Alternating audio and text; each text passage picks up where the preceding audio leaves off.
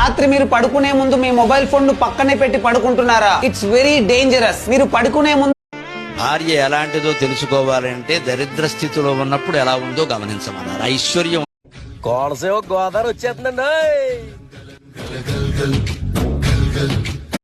సూసేకి అగ్గిరవ్వ మాదిరే ఉంటాడే నా సావే.